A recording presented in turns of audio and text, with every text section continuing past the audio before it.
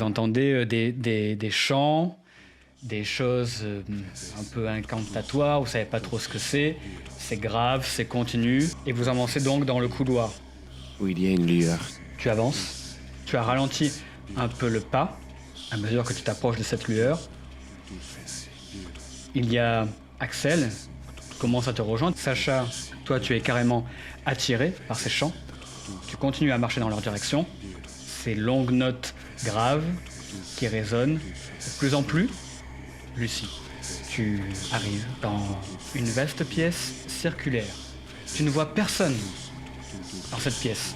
Elle est éclairée faiblement par des torches murales, là encore. Elle fait bien une bonne cinquantaine de mètres carrés. C'est soutenu par 6 piliers massifs. Il y a des peintures sur les murs. Les chants résonnent énormément. Énormément. C'est même assourdissant. Tu es abasourdi et tu as même mal aux oreilles à cause de ces chants qui résonnent. D'où tu ne sais pas d'où ils résonnent. Tu es comme sidéré. Tu ne sais pas combien de temps s'est écoulé. Tu es rejoint par Axel. Tu as la même impression. Des chants assourdissants qui résonnent dans toute la pièce. C'est là, c'est dans vos têtes. Sur les murs, vous voyez des peintures. Elles représentent des personnes qui semblent un peu communier en cercle. Et elles portent à leur bouche une coupe. C'est à ce moment que tu les rejoins. Lucie, tu détailles la pièce du regard. Tu attardes tes yeux au plafond. C'est orné de symboles étranges qui te semblent ésotériques et ça t'agresse les yeux. Ça t'agresse physiquement. Les yeux me brûlent. J'ai très mal à l'épaule, mais d'une manière insupportable.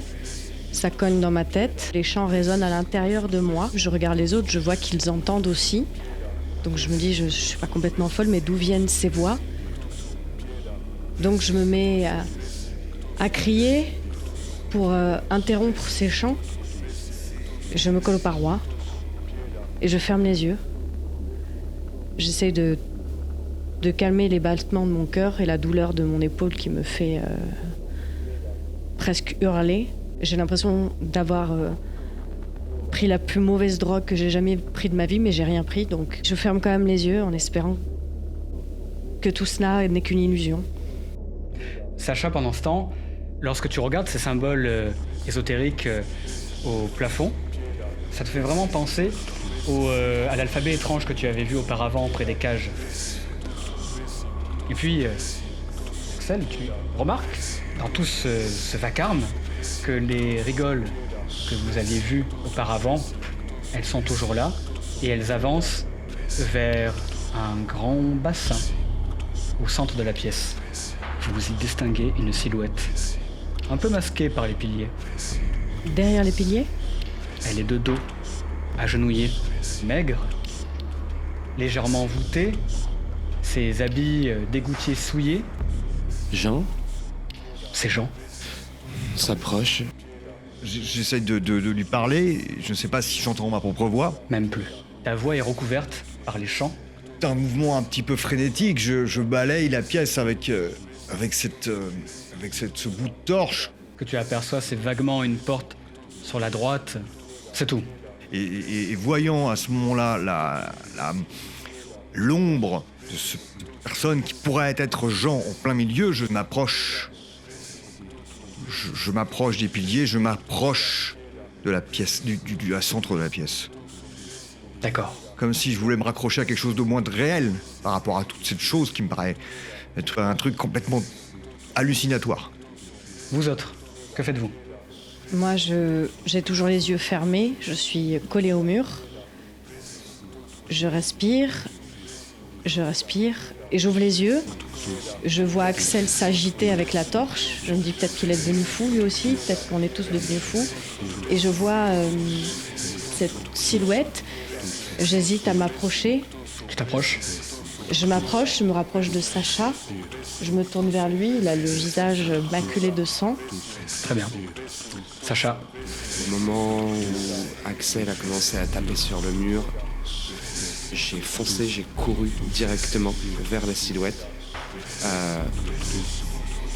en me disant que, et de par sa position et l'endroit, quelque chose qui à la fois me rassure de l'avoir retrouvé et qui à la fois m'inquiète de savoir l'état dans lequel il est. Donc je me jette littéralement sur lui pour essayer de le relever, de voir. Tu cours vers Jean. Et tu as envie de l'étreindre, de le secouer peut-être, de le réveiller. Il a le regard vide vers ce bassin. Il est rempli d'ailleurs ce bassin de la même substance noire que vous avez vue auparavant. Il y a un bol de terre devant lui, un pied de biche à côté, le sien. Lorsque tu te jettes sur lui, j'essaie de le secouer. Au moment où tu l'empoignes, les chants s'arrêtent. C'est le silence absolu dans la pièce. Jean ne te répond pas. Il est comme hébété. Moi, je regarde le visage de Jean. Il est blême. Je le reconnais pas. Je ne l'ai jamais vu comme ça. Je me dis qu'il a dû lui arriver quelque chose d'horrible. Je veux toucher son visage, mais il y a quelque chose qui retient ma main. J'ai l'impression qu'il est comme mort. Et je veux lui parler et il n'y a aucun son qui sort de ma bouche. Et je vois sa figure blême. Et je vois le visage à moitié ensanglanté de Sacha qui le secoue. Et je me tourne vers Axel. Et je vois qu'il a les yeux exorbités. Et je ne peux plus parler. Je ne peux plus réagir.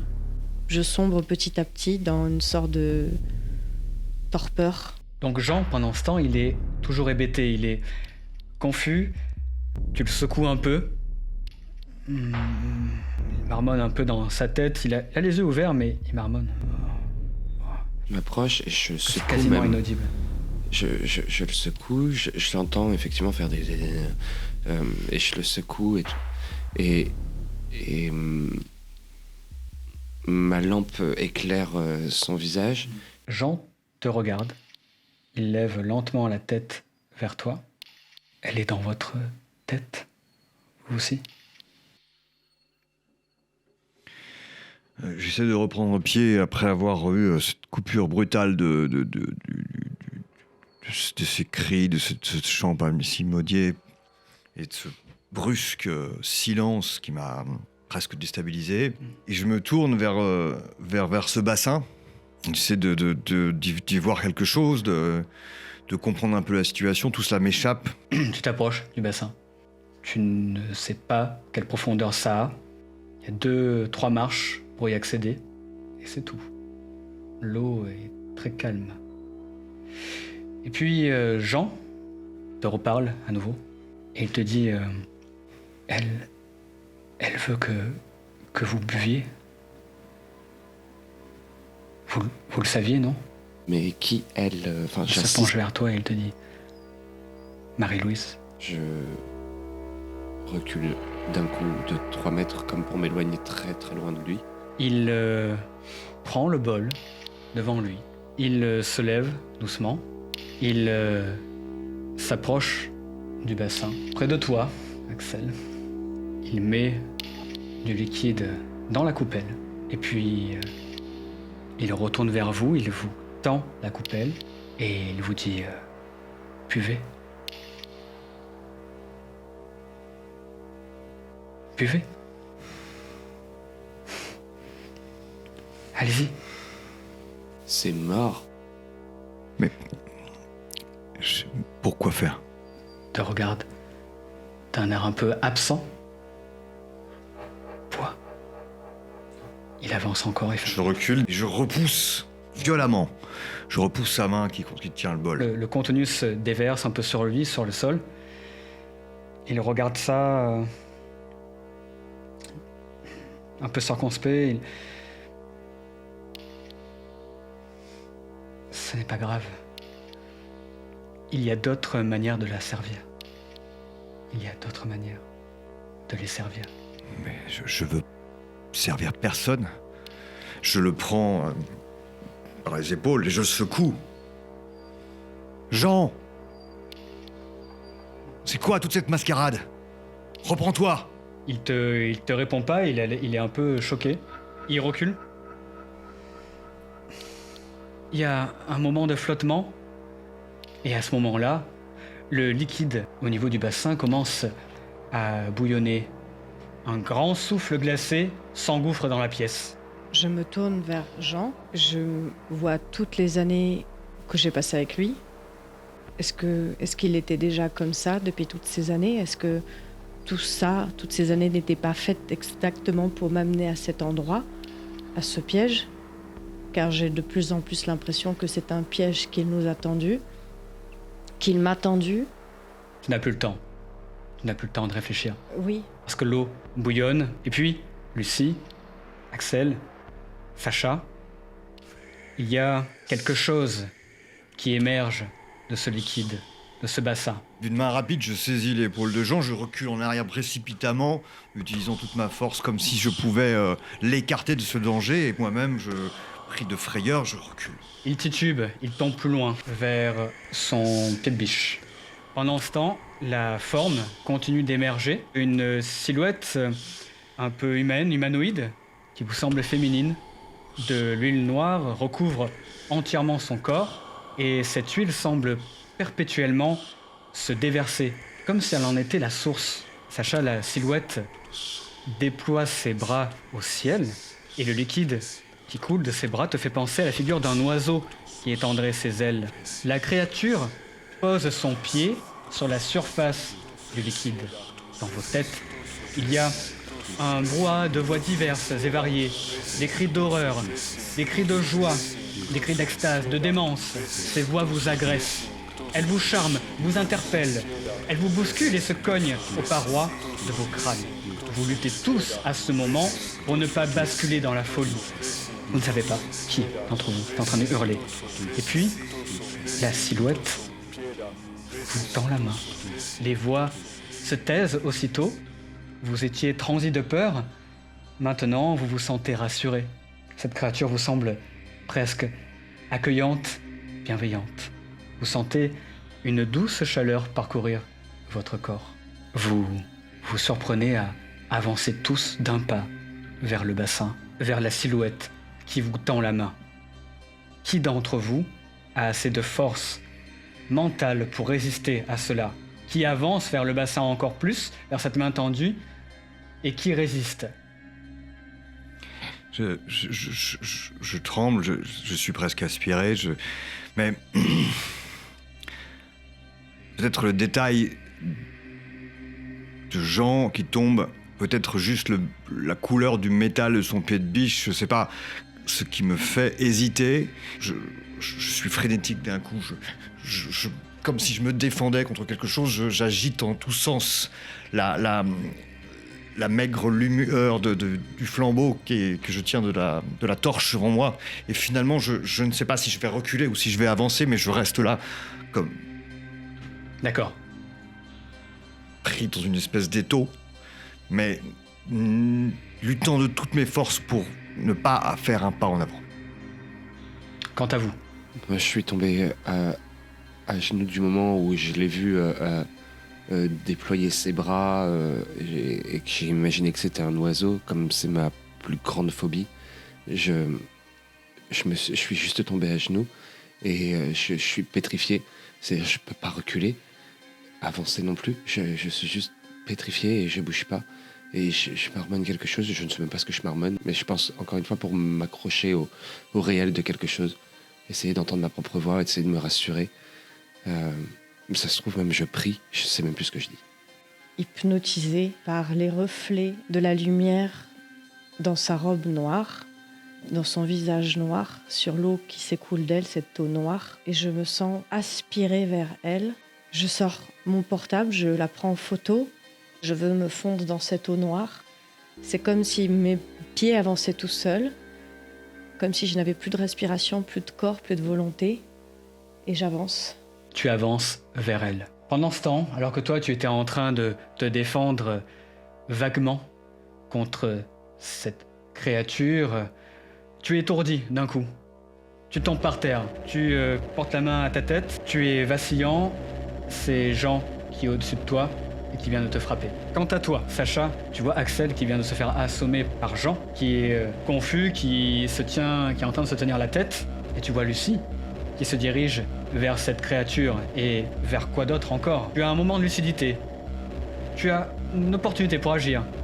Que fais-tu?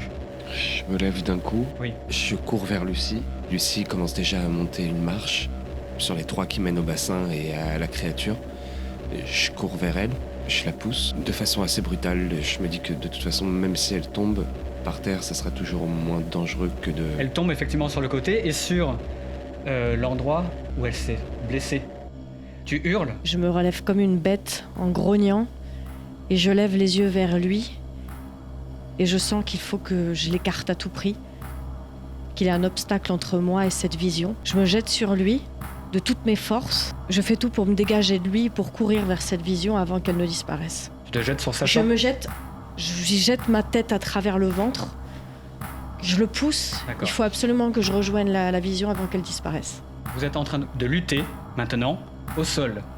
Pendant ce temps, Jean, qui est au-dessus de toi, s'accroupit, te caresse doucement le visage. Et puis, il essaie de te prendre par les épaules et il essaie de te traîner jusqu'au bassin. Attends, je porte ma main au crâne et je vois que j'ai du sang qui coule un peu de ma tête au cou du pied de biche.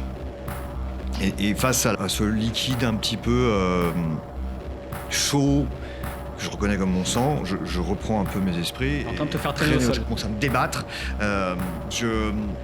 Je lui donne un coup avec mon laserman sur une des jambes D'accord, tu le plantes. pour tenter de le déstabiliser et arrêter qu'il me traite. C'est immédiat, il te lâche. Et la douleur semble lui avoir fait reprendre tes esprits. Il semble comme revenir d'un mauvais rêve. Il balaye du regard la pièce, il voit la silhouette, il vous voit en train de vous battre, il court vers vous. La silhouette lève les mains en l'air et de ses cheveux, de sa chevelure, semble s'animer comme des filaments qui commenceraient à danser. Ça s'allonge, ça s'étend et puis ça se suspend dans les airs. Que faites-vous? J'essaie de me dégager de son D'accord. étreinte, je veux courir vers la vision. Moi, c'est le contraire. Moi, j'essaye de la contraindre et de la bloquer. J'y mets toute ma force pour essayer de la contenir contre moi, quitte à enfoncer mes ongles vraiment dans sa peau, quitte même à appuyer à l'endroit où je sais où elle a mal.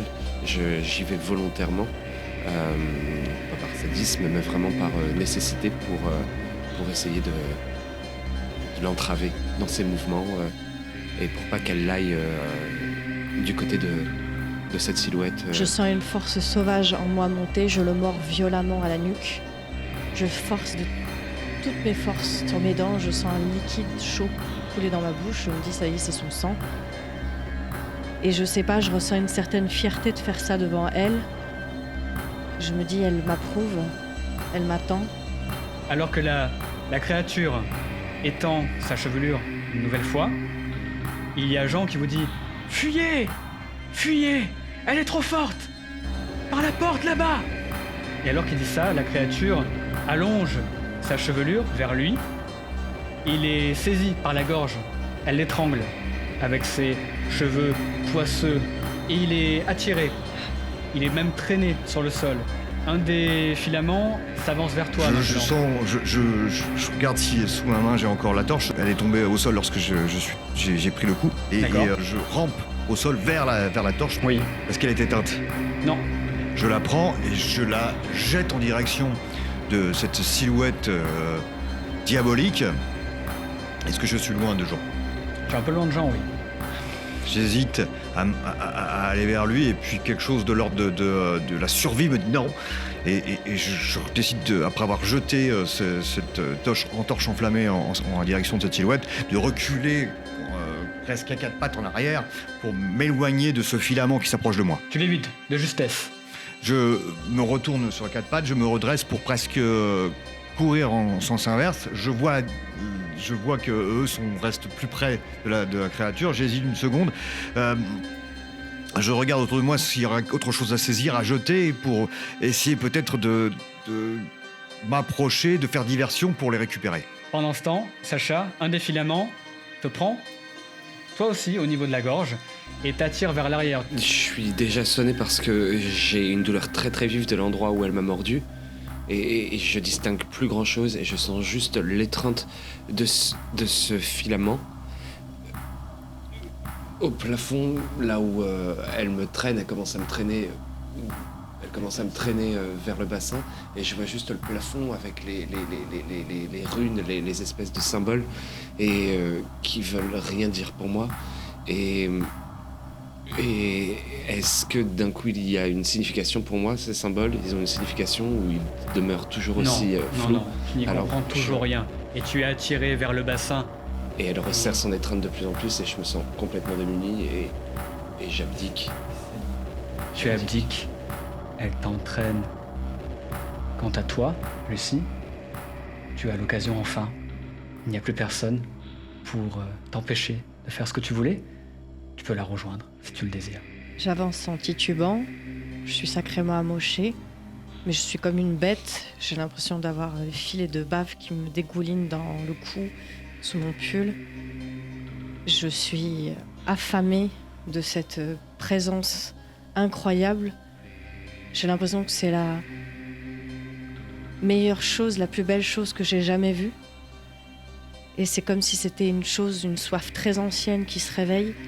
Et je m'avance et je vois que rien ne me force, qu'aucun filament ne me contraint. Donc je m'avance, je vois Sacha être traîné et je me dis que c'est bien comme ça.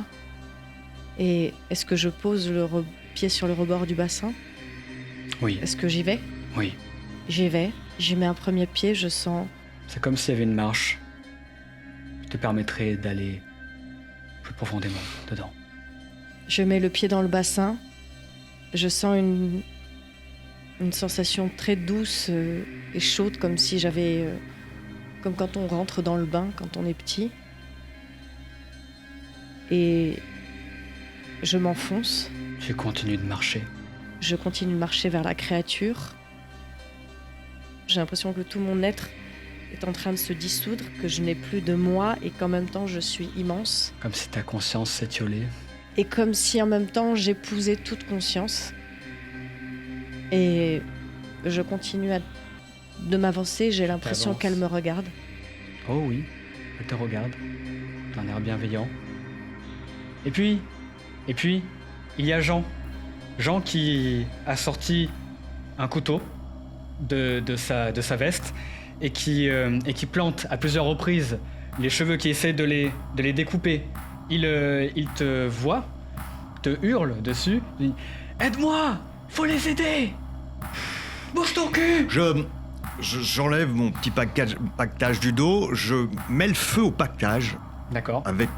et je jette ce truc enflammé sur la créature. Elle est gênée. Je fais ça, après je me jette en direction de Sacha, je sors maladroitement avec l'autre main la lame sur mon laserman et essaie de scier comme je peux, tant bien que mal, le filament, comme si je pouvais couper ça avec la lame. Pendant ce temps, Jean court vers toi, Lucie, et dans un autre geste de bravoure, rentre dans le bassin, t'agrippe et essaie de te ressortir. On sent qu'il est empêché par quelque chose, il est lui-même tiré vers le bas. À bout de force, il te donne un coup de couteau au niveau de ta jambe. Tu reprends conscience, tu es dans un état de panique, tu ne sais pas ce qui se passe, et puis tu jauges un peu rapidement la situation. Tu es au milieu de ce bassin, Jean est en train de te donner un coup de couteau, tu as cette créature au-dessus de toi. Sacha, on est en train d'essayer, il me semble, de découper le filament qui le tient par la gorge. De toi. Tu arrives au bout d'un effort, la créature commence à reculer, pousse un immense cri, un souffle d'air glacé revient encore dans la pièce. Tu as la possibilité de t'enfuir. Toi, Lucie. C'est pareil pour toi, Sacha. Ça y est, tu es libéré. Que fais-tu, toi? Je le tire de toutes mes forces en arrière et je jette un coup d'œil rapide à ce que fait Jean. Jean, lui, il est en train de s'enfoncer dans le liquide. Il est en train de s'enfoncer dans le bassin. Je m'arrache à cette vision, mais c'est comme si je m'arrachais quelque chose de très profond en moi. Et je me jette sur Jean, je lui attrape le bras, je le tire de toutes mes forces, avec mon bras valide, ça me tire dans l'épaule. J'essaye, dans un effort désespéré, de le traîner vers le rebord, mais je n'y arrive pas, il s'enfonce de plus en plus. Et il m'entraîne. Il t'entraîne, il faudrait que quelqu'un puisse l'aider. Je hurle Sacha. Je réponds à l'appel de Lucie et je fonce aussi avec avec Axel et on essaye tous les trois de tirer Jean de ce magma noir dans lequel il a l'air de s'enfoncer. Vous tirez de toutes vos forces. On tire de La créature est en train d'armer ses cheveux, ses filaments. Il y en a de tous les côtés, ça nous encercle. Et puis là, il vous dit, il faut fuir. La porte est de l'autre côté.